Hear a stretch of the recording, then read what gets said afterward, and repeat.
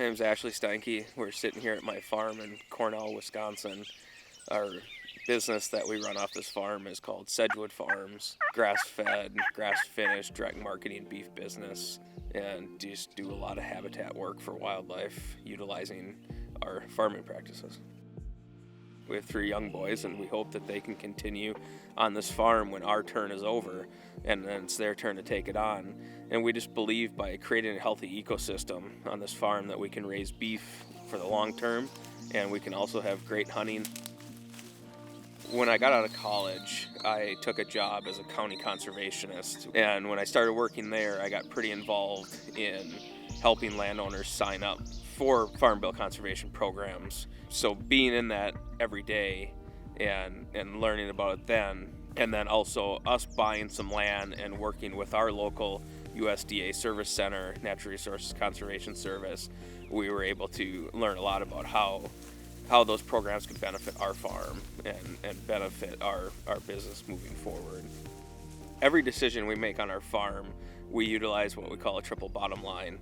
So, of course, it has to make sense economically, but then we also look at the social value of this kind of farm and this sort of direct marketing that we do, selling high-quality meat to our local families and restaurants and grocery stores. But then the third one is environmental, and every decision that we make with cattle and every decision we make for a land use practice boils down to how is that going to benefit our environment, and how is that going to benefit conservation on this farm, and how is it going to benefit the myriad of wildlife species that call it home.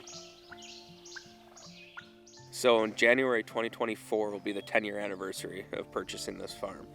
And the first thing we did was starting to seed our agricultural fields down back to grass. We utilized equip for some of it, but we also seeded a bunch of them down ourselves. And from there we started identifying where all the drained wetlands are on this farm, and then we slowly started putting those all back. And I think we've restored 14 or 15 wetlands on the place so far, with I think 4 more to go before we're all done with the wetlands. So we'll have about 20 restored wetlands on the place when it's all done. When we bought the farm in 2014, it was all ditched with surface drains, so all the water ran off the field. Well, with the Conservation Reserve Enhancement Program, we were able to bring bulldozers in and plug all those ditches and keep all the water on the field instead of it running off, and we were able to plant about 40 acres of native warm season prairie on the place. And now it doesn't look anything like when we first bought it, and there's ducks all over it and grassland songbirds and deer.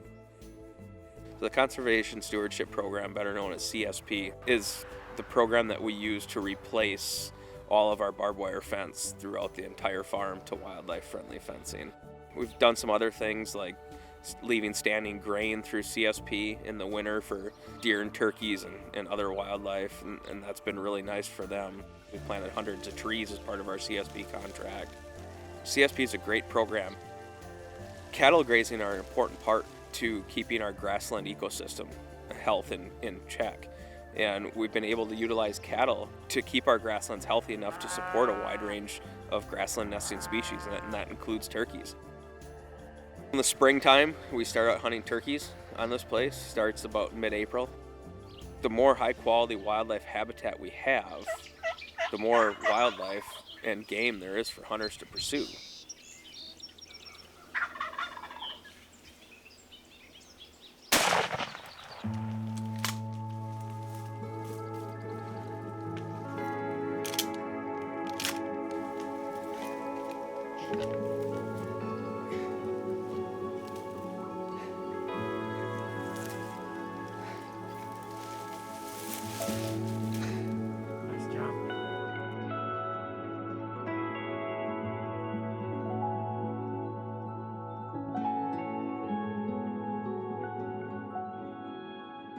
So this farm itself is about 340 acres, 100 or 200 acres that Farm Bill programs have helped us conserve. I wish that people knew how easy it is to approach our USDA Service Center folks and the folks at the NRCS and Farm Service Agency. From my experience, they've all been really great to work with, and they're a phone call away, or just better yet, just stop in and show your face and get to know the folks. I'd encourage young folks that really want to get into farming that this can be a low cost, a way to get into farming in terms of setting up infrastructure, utilizing farm bill programs, and grazing cattle like we do. And I think that's an entry point. And as soon as they know that you're serious about doing conservation on your land and you're doing it for the right reasons, that they're going to be out helping you address those resource concerns that you may have. The long-term impact on this farm is keeping this place profitable to a point where hopefully my boys want to take it over someday. And if I can leave it in better shape than what I found this farm, I truly think that's possible.